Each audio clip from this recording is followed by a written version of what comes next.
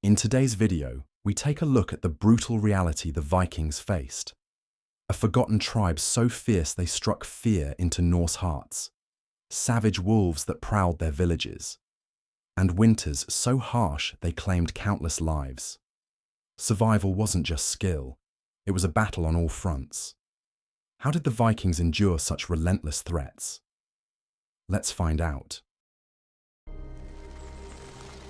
We've all heard the tales: horned helmets, brutal raids, and the thunderous war cries of Norse warriors striking terror into the hearts of European coastal villages. But history holds a fascinating twist that rarely makes it into popular documentaries. There existed a mysterious people who turned the tables on these legendary raiders. While monks trembled at the sight of dragon-prowed ships on the horizon, Viking warriors themselves whispered warnings about venturing too far into certain northern territories. These lands belonged to a people so fierce, so enigmatic, that even the battle-hardened Norse approached with uncharacteristic caution, if they dared approach at all. In the mist-shrouded borderlands where northern Finland meets Russia's Kola Peninsula, existed a people known to the Norse as the Biamians. Unlike other groups that fell quickly under Viking dominance, the Biamians maintained their autonomy throughout the Viking Age, controlling the valuable trade routes along the White Sea and the resource-rich territories surrounding it. Archaeological excavations in the region have uncovered settlements with sophisticated fortifications dating from 800 to 1100 CE, precisely the period when Viking expansion was at its peak elsewhere. What made the Biamians particularly formidable was their mastery of the harsh taiga environment, a landscape of dense forests, freezing temperatures reaching -40 degrees Celsius, and long periods of either constant darkness or midnight sun. While Vikings were unquestionably skilled seafarers, the Biamians moved through these frozen forests with a speed and silence that contemporary accounts described as ghost-like, or as if melting into the trees themselves.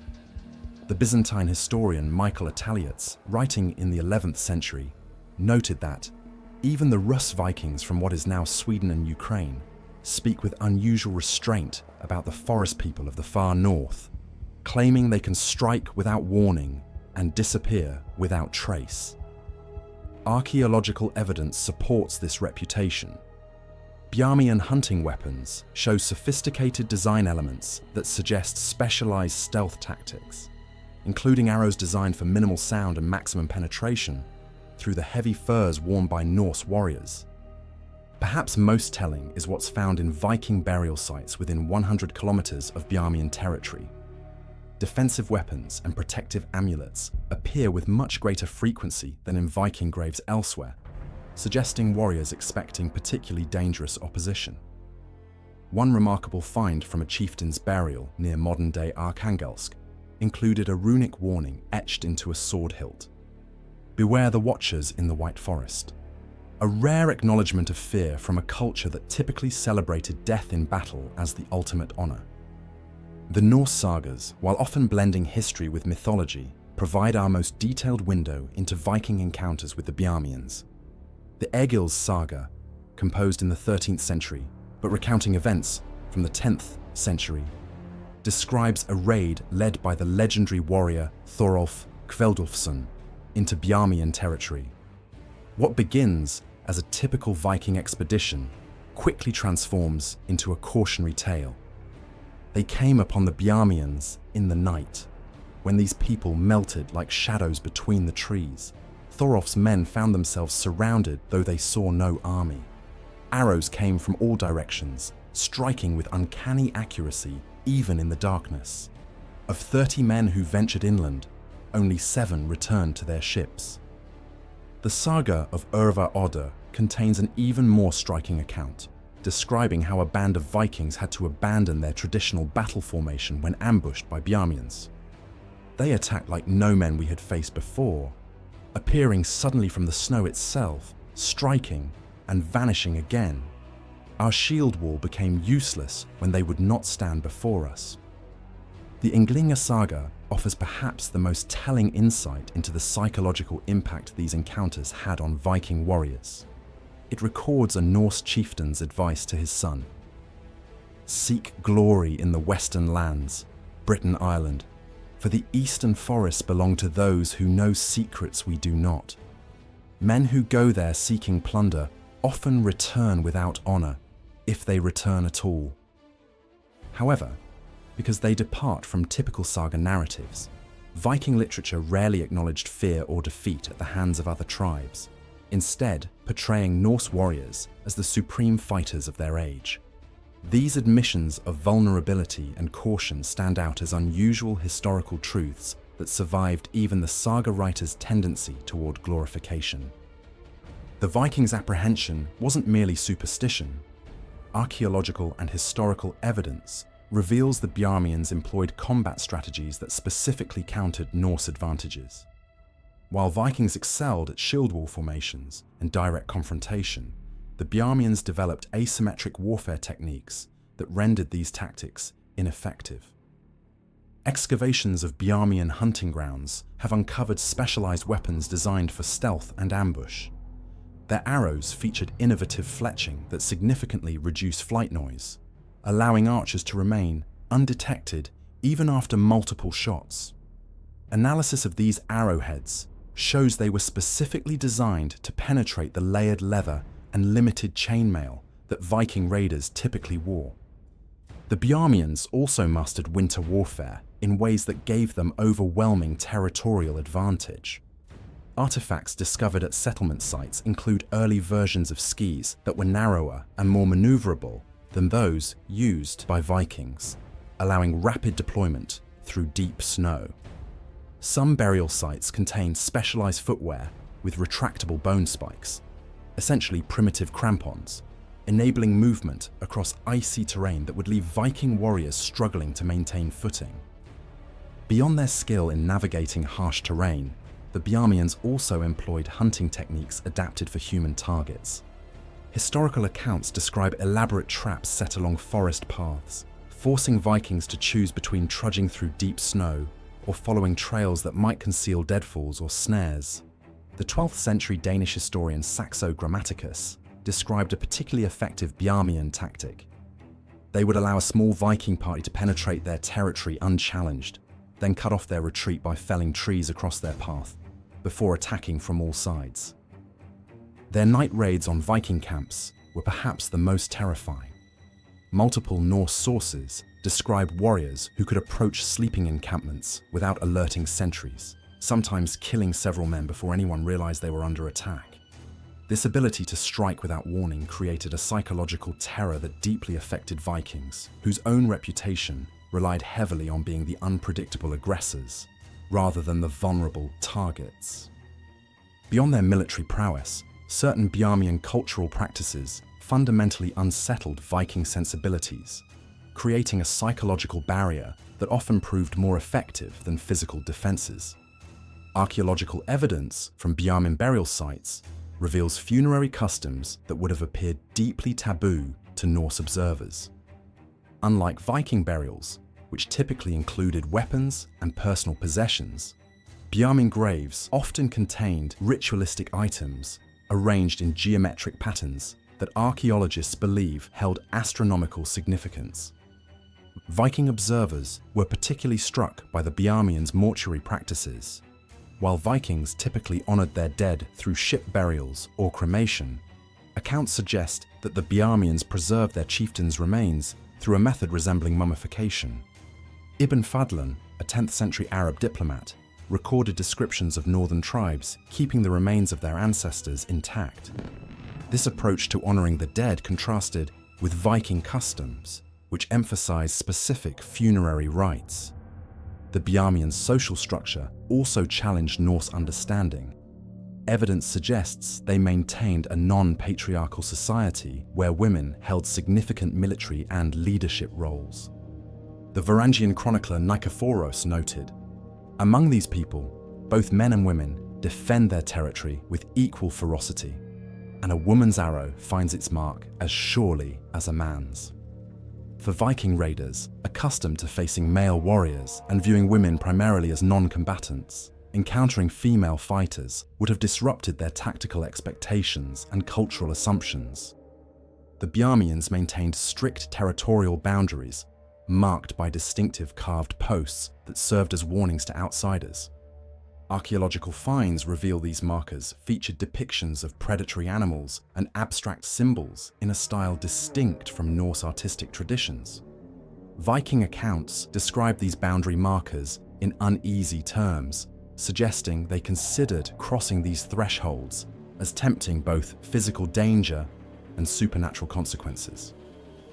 The Biamians' most formidable advantage lay in their profound adaptation to one of Earth's most unforgiving environments. While Vikings were certainly hardy seafarers, accustomed to harsh North Atlantic conditions, the deep taiga and tundra landscapes of the White Sea region presented challenges beyond their experience. Modern climate data shows this region experiences temperature extremes ranging from -45 degrees Celsius in winter to 30 degrees Celsius in summer, fluctuations that require specialized knowledge to navigate safely. Archaeological evidence reveals the Biamians developed technological innovations specifically tailored to these conditions. Excavations at settlement sites have uncovered sophisticated semi-subterranean dwellings that maintained remarkably stable internal temperatures. Analysis of these structures shows they combined principles of insulation and thermal mass that exceed the efficiency of contemporary Viking longhouses by a significant margin. One particularly well-preserved dwelling discovered near modern-day Severodvinsk maintained an estimated internal temperature of 15 degrees Celsius, even when external temperatures dropped below -30 degrees Celsius, all without continuous firing of hearths. The Biamians' winter mobility technologies gave them a decisive tactical advantage. While Vikings essentially ceased major land operations during deep winter, the Biamians maintained activity year-round. Specialized ski designs found in Biamian territories feature a distinctive asymmetrical pattern, one ski shorter and wider for pushing, one longer and narrower for gliding. Experimental archaeology has demonstrated these designs allow speeds up to 15 kilometers per hour across snow, faster than a Viking in full gear could run on cleared ground. Contemporary accounts describe how Biamians use natural features as defensive infrastructure. The Arab geographer al-Idrisi, compiling information from northern traders, noted, "These forest people know when the ice will bear weight and when it will break. They lead pursuers onto lakes where the ice appears solid but will shatter beneath armed men." Modern glaciologists confirm that the region's freeze-thaw cycles create precisely these conditions, where ice thickness can vary dramatically within short distances. Equally remarkable was their ability to navigate their territory with precision. Analysis of settlement patterns shows strategic positioning that balanced resource access with defense. Viking accounts frequently mention becoming disoriented in Biamian forests, while the locals moved effortlessly without visible markers. The Norse chronicler Oddr Snorrason wrote with reluctant admiration, "They move through their forests as easily in darkness as in daylight, while our bravest warriors become lost within sight of shore." While many encounters between Vikings and Biamians remain shrouded in legend, several historically verified confrontations demonstrate the practical reality behind Viking apprehension. Archaeological evidence corroborates these accounts, providing tangible proof of Norse defeats that rarely appear in their own historical narrative. The most thoroughly documented conflict occurred during Thorehund's expedition of 1026 CE. Contemporary accounts in both Norse sagas and Russian chronicles describe how this prominent Norwegian chieftain led a substantial force, estimated at 300 warriors in 3 longships, into Biamian territory seeking trade advantages and tribute. The expedition began successfully with initial trading, but when Thorir's forces attempted to raid a Biamian sacred site, the response was swift and devastating. Archaeological excavations near the White Sea coast have uncovered what appears to be the aftermath of this very conflict. A mass grave containing approximately 40 individuals, buried with Norse weapons and personal items dating to the early 11th century. Skeletal analysis reveals injuries consistent with ambush tactics. A high proportion of wounds to the rear of the skull and back, suggesting attacks from behind. Carbon dating confirms these remains to the precise period of Thorir's expedition. The Varangian Chronicle provides additional context, noting, "Of Thorir's 3 ships that sailed east, only 1 returned to Norway, so reduced in men that boys had to help work the oars. This represents a casualty rate approaching 70%, catastrophic for a Viking expedition, and the type of defeat that would generate lasting caution."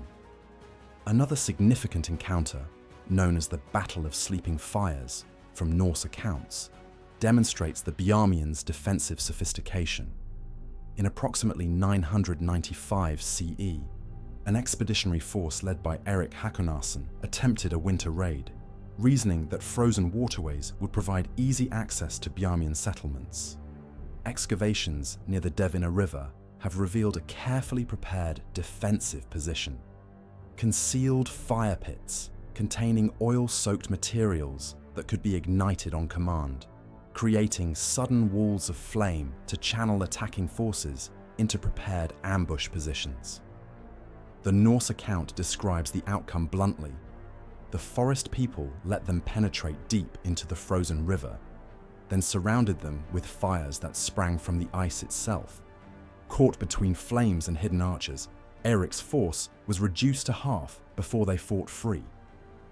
Archaeological finds reveal Viking adaptations in response to these conflicts. Excavations of 11th century Norse settlements show a distinct modification to shields and armor among warriors known to have engaged with Biamians. Increased protection to the rear and flanks, additional leather reinforcement against arrow strikes, and the introduction of specialized face protection beyond what was typically used in other Viking conflicts. These adaptations speak to hard-earned knowledge of Biamian tactics and represent a significant investment in defensive rather than offensive capability, unusual for Viking military development. Despite frequent conflict, necessity drove Vikings and Biamians into complex trade relationships. While battles shaped their interactions, so did commerce, creating a structured exchange network that ensured goods flowed in both directions. One of the most striking pieces of evidence is the Kolmogeri hoard, discovered in 1989. This cache of 1,700 silver coins and trade goods reveals a blend of Byzantine, Arabic, and Norse silver, some marked with Biamian ownership. Its dating suggests that trade persisted even at the height of hostilities, proving economic ties could override warfare. Viking sites along the North Sea contain clear traces of Biamian influence, including high-quality furs, Baltic amber, and walrus ivory crafted with distinctive techniques. Even their food supply benefited. Analysis of Viking cooking vessels shows evidence of Biamian fish preservation methods that greatly extended storage life.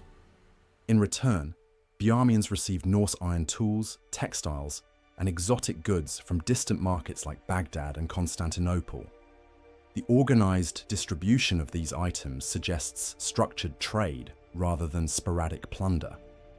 Historical sources further confirm these exchanges.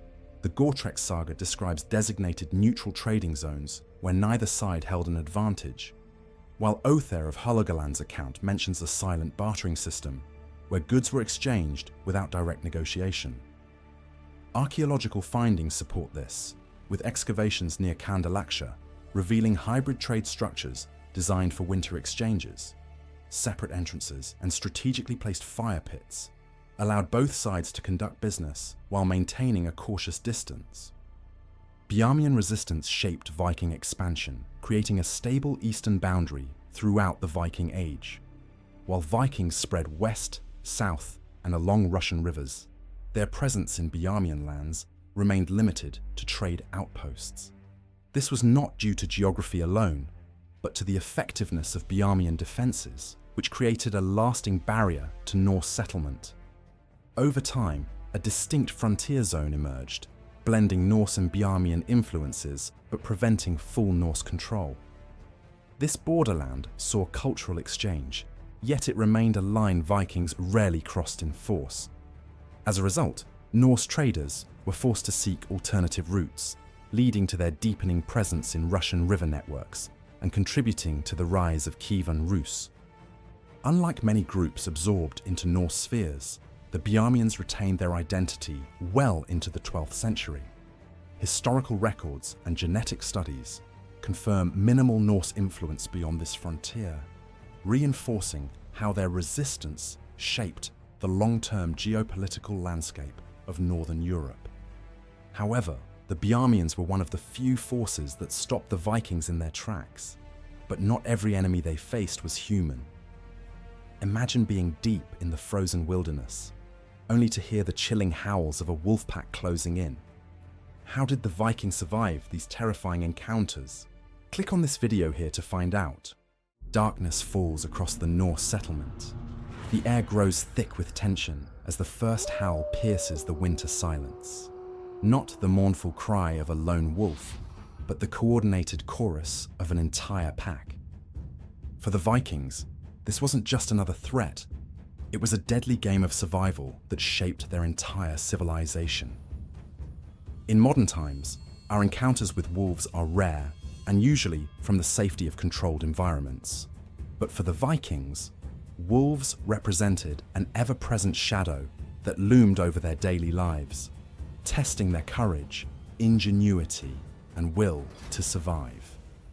While we often picture Vikings as fearless raiders crossing treacherous seas, some of their most harrowing battles were fought not on distant shores, but right at their doorstep, against one of nature's most efficient predators. Archaeological evidence suggests that during the height of the Viking Age, wolf populations in Scandinavia were up to 20 times denser than today's numbers. A single Norse settlement could face up to 30 wolf encounters in a harsh winter month, each one a potential death sentence for anyone caught unprepared. The relationship between Vikings and wolves was far more complex than simple predator versus prey. During the Viking Age, 793 to 1066 CE, Scandinavia's forests teemed with grey wolves in numbers that would stagger modern wildlife experts. These weren't just occasional encounters, they were an existential threat that shaped every aspect of Norse life.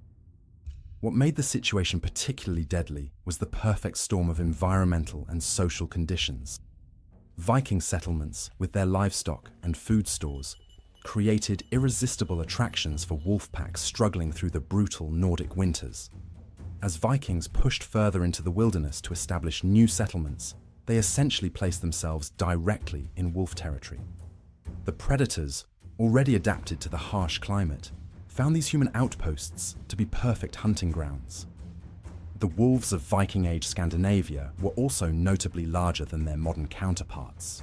Skeletal remains from the period suggest adults could reach weights of up to 175 pounds or 79 kilograms, a size that made them more than capable of taking down even the most seasoned warrior. During the depths of winter, when food became scarce, these wolves would form larger packs than typically seen today, sometimes numbering 20 or more animals. The cultural and psychological impact of wolves in Norse mythology was significant. In Norse mythology, wolves were depicted as powerful symbols of chaos and destruction.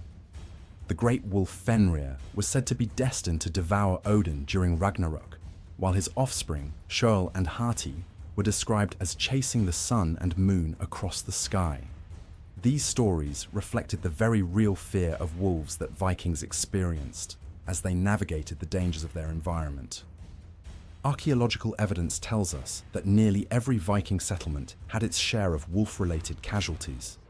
Grave sites from the period reveal distinctive bite marks on bones, and settlement records speak of entire families lost to wolf attacks during particularly harsh winters. The problem was so severe that many Norse communities had dedicated wolf watchers, individuals whose sole responsibility was to monitor wolf activity and warn of impending attacks. When survival meant the difference between a quick reaction or becoming part of the pack's next meal, Vikings developed a sophisticated array of defensive measures that would impress even modern military strategists. The Vikings' approach to wolf defense was methodical and multi-layered, born from generations of brutal experience. At the heart of their defensive strategy was the concept of ring defense, a system where settlements were arranged in concentric circles of protection. The outermost ring consisted of cleared land, stripped of underbrush and trees that wolves might use for cover. Within this, they constructed what modern archaeologists call wolf ditches, deep trenches filled with sharpened stakes that would impede charging wolves and potentially injure them. But perhaps their most ingenious innovation was the wolf bell system, a network of bronze bells positioned at strategic points around the settlement, connected by ropes. These weren't just simple alarms. They were carefully calibrated to produce specific tones that could communicate the direction and severity of an approaching threat. A single wolf might trigger a different signal than a pack, allowing defenders to respond appropriately. The Vikings also developed specialized weapons for wolf encounters. The Ulfbert sword, while famous for its quality, was actually poorly suited for wolf defense. Instead, they favored the wolf spear, a shorter, thicker spear with a crossguard that prevented an impaled wolf from sliding down the shaft to attack the wielder. Fear the wolf that walks alone, but terror the pack that hunts as one. Old Norse proverb. The psychological dimension of surviving wolf attacks was as crucial as any physical preparation. Vikings developed a complex mental framework for dealing with the constant threat, one that merged practical survival skills with their deeply held spiritual beliefs. Young Vikings were trained from childhood to recognize different types of wolf behavior. They learned to distinguish between the hunting patterns of lone wolves and packs, to read tracks in various weather conditions, and most importantly, to master their own fear. This wasn't just about bravery. It was about developing what modern psychologists might call tactical awareness. The training was intensely practical. Mock wolf attacks were staged during different seasons and weather conditions. Children were taught to recognize the subtle signs of wolf presence, changes in bird calls, unusual livestock behavior, and the distinct patterns of wolf tracks. But beyond these practical skills, there was a deeper psychological preparation at work. Vikings believed that showing fear would attract wolves, a belief that, while not entirely accurate by modern understanding, served an important psychological purpose. It encouraged warriors and civilians alike to maintain composure during encounters, which often proved crucial for survival. They developed specific breathing techniques passed down through generations, designed to calm the mind during wolf encounters. Norse spiritual beliefs played a crucial role in shaping perspectives on fear and bravery. Wolves were portrayed as agents of chaos, and facing them was considered a test of strength and courage. According to these beliefs, warriors who died fighting wolves were thought to earn a place in Valhalla, an honor equal to dying in battle. This belief system reframed fear as a spiritual challenge rather than a source of paralysis. Interestingly, archaeological evidence suggests that Vikings used what we might now call exposure therapy. They would keep wolf cubs captured during spring raids, raising them to adulthood. While these wolves never became fully domesticated, they helped younger Vikings become accustomed to wolf presence and behavior, making actual encounters less psychologically overwhelming. A wolf at the throat is worth two in the woods, Viking battle saying, emphasizing the importance of dealing with immediate threats first. When facing a wolf pack, Vikings employed battle tactics that demonstrated their deep understanding of both predator and prey. Their most effective formation, known as the shield spine, emerged from generations of brutal experience. Unlike the famous shield wall used against human opponents, warriors would form a tight triangle, backs to each other, with shields angled downward. This precise positioning protected against wolves' natural instinct to lunge for the throat, while simultaneously guarding against their secondary attacks at the legs. Through centuries of encounters, Vikings had learned to read the complex language of pack attacks.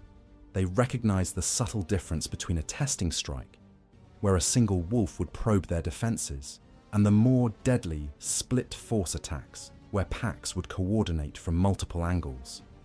Most feared was the rush down, a full frontal assault by the entire pack that could overwhelm even the most seasoned warriors. One of their most daring strategies was known as the blood bait gambit. This high-risk tactic involved deliberately wounding one wolf, knowing that the scent of blood would often cause the pack to turn on their injured member. While dangerous, this strategy bought crucial time for defenders to either retreat to safety or mount a more effective defense. Viking wolf defense units operated with remarkable coordination. Each warrior played a specific role, with the most experienced fighters serving as backers, maintaining constant verbal updates about wolf positions to defenders who couldn't turn to look. The most agile warriors, known as springers, would make quick strikes to disrupt coordinated pack attacks, preventing wolves from establishing their preferred attack patterns. The Vikings' technological response to wolf threats revealed an innovative spirit that went far beyond simple weapons and barriers. Their developments transformed entire settlements into sophisticated defense systems, incorporating generations of hard-won knowledge about their perpetual adversary.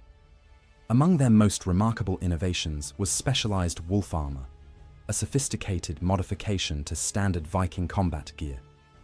Recent archaeological discoveries have unveiled leather armor reinforced with angled wooden splints at the neck and legs, precisely positioned to deflect wolf bites. More fascinating still were the wolf spikes, carefully crafted rows of hardened iron points attached to leather jerkins. These weren't placed randomly, but designed specifically to injure wolves during their preferred attack pattern of leaping onto prey from behind. Viking settlements themselves evolved into masterworks of defensive architecture. Their walls weren't simply vertical barriers, but featured outward sloping surfaces that wolves found impossible to climb. The layout of buildings created natural sound channels that amplified the noise of approaching predators, while seemingly innocent dead ends could become deadly traps for pursuing wolves. The true genius of Viking innovation appeared in their early warning systems. They created intricate networks of tripwires connected to hollow logs filled with stones, a primitive but remarkably effective alarm system. Different types of wood were burned to create distinct smoke signals, allowing settlements to communicate specific information about wolf pack movements across vast distances. Most impressive was their wolf pit system. Not simple holes in the ground, but carefully engineered mechanisms using counterweights and triggers. These sophisticated traps could capture wolves alive, enabling Vikings to study their behavior and continuously improve their defensive strategies. In every Viking heart beats the echo of ancient howls, modern Norse saying. The centuries-long battle between Vikings and wolves left an indelible mark on Norse culture that resonates even today. What began as a desperate struggle for survival evolved into a complex relationship that shaped everything from their architectural practices to their spiritual beliefs, leaving behind a legacy that continues to influence modern Scandinavian culture. Encounters with wolves left a lasting mark on Viking culture, influencing their mythology and folklore. The great wolf Fenrir, a central figure in Norse myths, symbolized the dangers that lurked in their forests. Despite this fear, Vikings also developed a sense of respect for wolves. Archaeological evidence from burial sites reveals wolf pelts treated with notable care, often placed alongside the remains of warriors.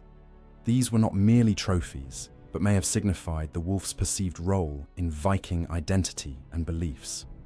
Perhaps most significantly, the Viking experience with wolves helped shape what would become the distinctive Scandinavian approach to coexisting with nature. Unlike many other cultures that sought to eliminate wolves entirely, the Vikings developed a more nuanced relationship with these predators. This balanced perspective, respecting nature's dangers while learning to live alongside them, became deeply embedded in Nordic culture.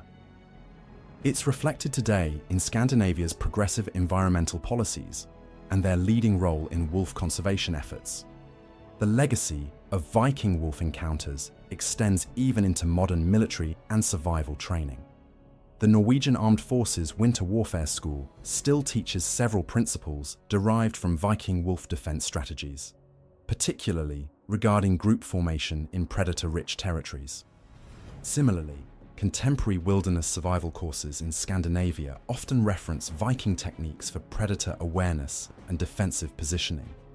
The howl of the wolf may no longer strike terror into Norse hearts, but its echo still resonates through Scandinavian culture, architecture, and environmental philosophy. And speaking of survival in the harsh north, have you ever wondered how Viking peasants endured the harsh winters without the luxuries of modern heating? Their resilience, resourcefulness, and sheer grit were the difference between life and death. In our next video, we take a closer look at how they survived the brutal freezing cold. Think your winter is brutal? While you're curled up with hot chocolate and the thermostat humming at 72 degrees Fahrenheit, Viking peasants braced for a Scandinavian deep freeze armed with nothing but wool, firewood, and sheer survival instinct. Every autumn was a race against death. One mistake in their preparations meant starvation, frostbite, or worse. No second chances, no safety nets. Just months of brutal labor, communal survival, and wisdom forged through generations of hardship. Compared to their world, scraping ice off your windshield is child's play. So how did they outlast the deadliest season with nothing but grit and ancient know-how? The first thing that struck Viking peasants wasn't the cold, it was the darkness. In central Scandinavia, winter days shrank to a mere 4 to 6 hours of pale, watery sunlight. Imagine spending 18 to 20 hours in near-total darkness, where every task, from feeding livestock to collecting firewood, had to be accomplished in a narrow window of twilight. For context, that's like trying to complete all your daily activities during an extended lunch break. But the darkness was just the opening act. Winter temperatures in Viking-age Scandinavia regularly plunged to minus 20 degrees Fahrenheit or minus 29 degrees Celsius, with coastal regions facing the added bite of wind chill and maritime storms. To put this in perspective, that's cold enough to freeze exposed skin in under 30 minutes, about the same temperature as the inside of your home freezer. Modern weather stations in these regions still record similar temperatures, but we face them with Gore-Tex and central heating, not homespun wool and wooden walls. The winter presented 3 lethal challenges that every Viking household had to overcome. First was the cold itself, an invisible predator that could kill through hypothermia or frostbite. Without reliable shelter and heating, death could come in a single night of exposure. Second was starvation.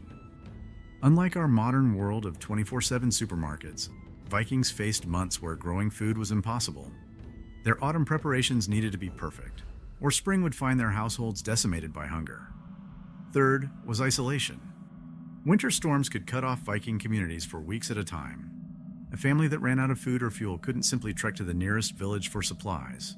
Attempting such a journey in a blizzard was often a death sentence. For Viking peasants, surviving winter wasn't just about enduring the cold, it was about preparing for a siege by nature itself. Every autumn became a race against time to gather enough resources to survive nature's harshest season. Their solutions to these challenges weren't just clever, they were essential blueprints for survival that would be passed down through generations. If you've ever had your power go out and worried about the food in your freezer, you've had a tiny taste of what Viking peasants faced every year. But while we panic about a few days of food storage, they had to preserve enough food to feed entire families and their livestock for up to 6 months. Their solutions weren't just effective, they were ingenious combinations of chemistry and careful timing that we still use today. The preservation process began long before the first frost. By late summer, Viking households launched into a carefully choreographed dance of food preservation that would make modern preppers look like amateurs. Every edible item had its own preservation method, perfected through generations of trial and error. Meat preservation was perhaps their most sophisticated achievement. Without refrigeration, Vikings developed a multi-layered approach that would seem almost alchemical to modern eyes. Fish and meat were first dried in the cold autumn air, then smoked using specific types of wood. A typical Viking household would smoke enough meat to fill a modern walk-in closet, roughly 600 to 800 pounds or 270 to 360 kilos for a family of 6. The smoking process wasn't just about preservation. It created a protective outer layer that sealed in nutrients while keeping out bacteria. But their most fascinating preservation method was fermentation. Take skyr, for instance, a dairy product that's currently trending in high-end grocery stores, but was a Viking survival staple. By carefully controlling bacterial fermentation, they created a protein-rich food that could last months without refrigeration. Modern food scientists have found that traditional skyr contains beneficial probiotics that actually strengthen the immune system, something those Viking peasants seem to know intuitively. The real masterpiece of Viking food preservation was their root cellar system. These weren't just holes in the ground. They were sophisticated temperature control devices that maintained a steady 32 to 40 degrees Fahrenheit or 0 to 4 degrees Celsius, nearly identical to your modern refrigerator. Root vegetables like turnips, carrots, and rutabagas were layered between sand and straw in these cellars, creating a natural crisper drawer that could keep vegetables fresh for months. A typical Viking root cellar could store enough vegetables to provide 2,000 to 2,500 calories per person per day throughout the winter. Grains posed another challenge entirely. Vikings learned that properly dried grain could last through winter without spoiling, but the drying process had to be perfect. Too much moisture meant mold. Too little meant the grain would be too hard to process. They built specialized drying racks that allowed them to control this process with remarkable precision, creating stores of grain that could last not just through winter, but sometimes for several years. Their version of a long-term emergency fund. The preservation process wasn't just about keeping food from spoiling. It was about maintaining enough nutritional diversity to keep people healthy through the dark months. Every preserved food item was part of a carefully planned nutritional strategy that provided proteins, carbohydrates, and enough vitamins to ward off deficiency diseases. Modern nutritionists have found that this preserved food diet, while monotonous by our standards, was surprisingly well balanced. Think of your home as a machine for keeping warm, and you'll begin to understand how Vikings approached shelter design. The longhouse wasn't just a building, it was a sophisticated environmental control system that would make modern sustainable architects nod in appreciation. These structures, typically measuring 50 to 80 feet or 15 to 24 meters in length, were masterpieces of thermal engineering disguised as simple wooden halls. The first surprise about longhouses was their roommates. If you think sharing a house with pets is intimate, Viking families lived with their entire livestock collection. Before you wrinkle your nose, consider the brilliance of this arrangement. A single cow produces roughly the same heat as a small modern space heater, about 1,000 BTUs per hour. A typical Viking longhouse might house 4 to 6 cows, several sheep, and other animals, essentially creating a living heating system that required no fuel beyond the feed they already needed to provide. The building's design maximized this heat capture through a principle modern architects call passive solar design.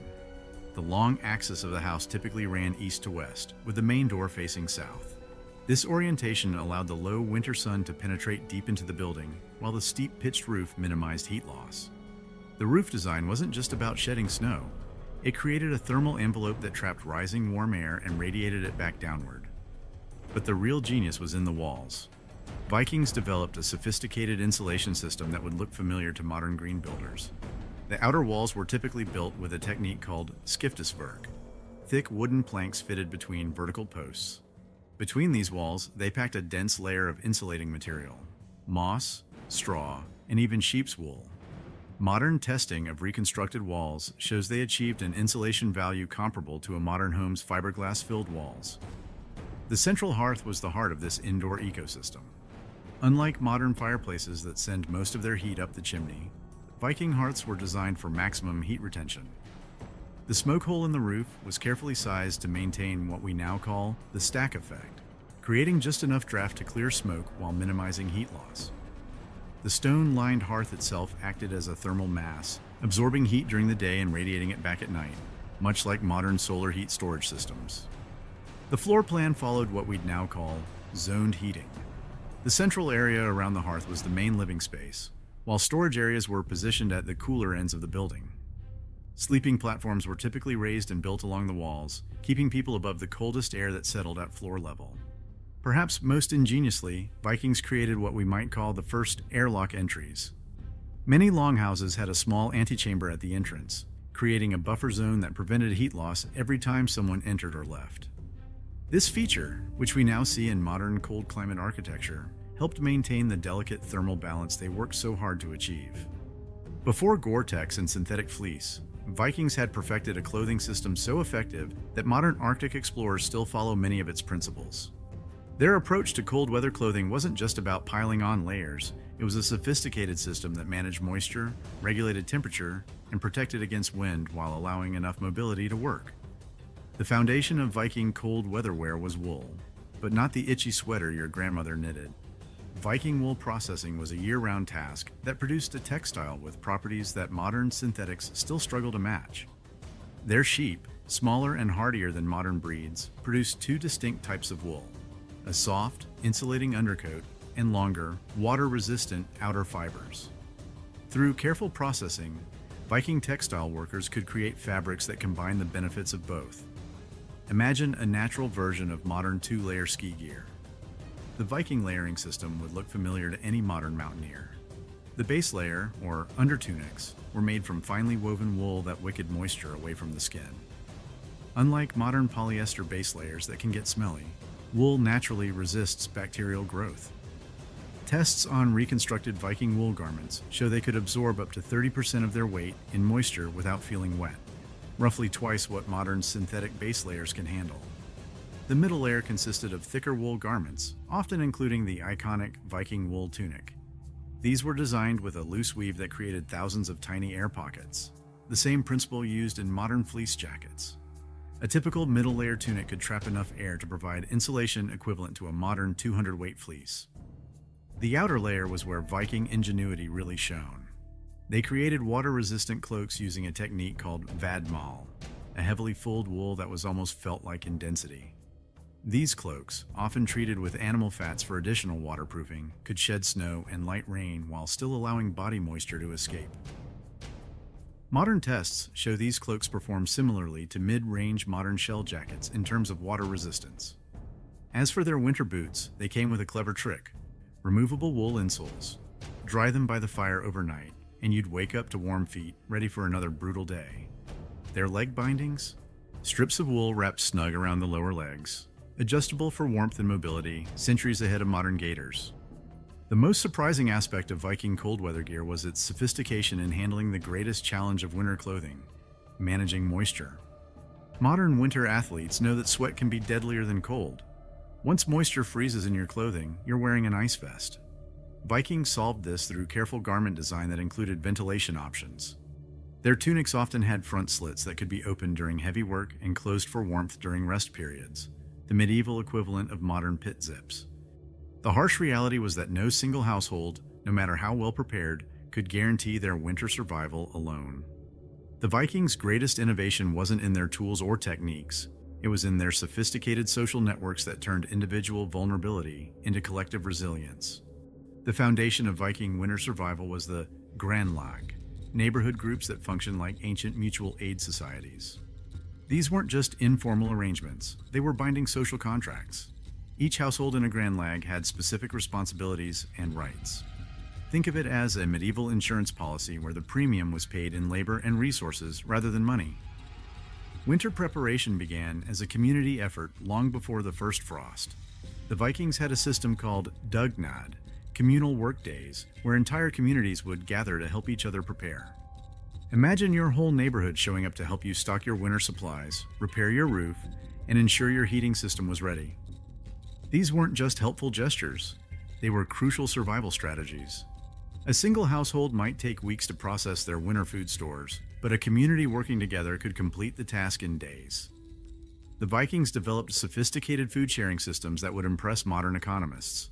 Each community maintained communal storage houses called burj, where surplus food was stored. These weren't just warehouses, they were carefully managed resources that could be drawn upon if a family's supplies ran low. The system wasn't charity, it was a complex web of obligations and rights that ensured everyone's survival. Despite the brutal conditions, entertainment was essential, a survival tactic often overlooked by historians. Long winter nights weren't just endured, they were filled with veternatter, gatherings that went far beyond mere celebration. These weren't just parties, they were lifelines. A time to share news, reinforce social bonds, and battle the crushing isolation of winter. Around the fire, stories were passed down, crucial skills were taught, and the wisdom of generations ensured that survival wasn't just physical, but psychological too. The community also maintained winter roads, packed snow paths between settlements that were literally kept open by a collective effort. Each household was responsible for maintaining their section of these paths, creating a transportation network that could mean the difference between life and death during emergencies. Most remarkably, these community systems were self-regulating. Social pressure and the harsh reality of winter created a culture where cooperation wasn't just encouraged, it was essential for survival. Households that failed to contribute to community efforts found themselves subtly excluded from social gatherings and support networks, creating a powerful incentive for participation. The Vikings didn't just survive winter, they mastered it. Their resilience wasn't just about tools, but about community, turning survival into an art form. In an age of climate challenges, their legacy reminds us, true strength comes from working together. Maybe it's time we learn from them.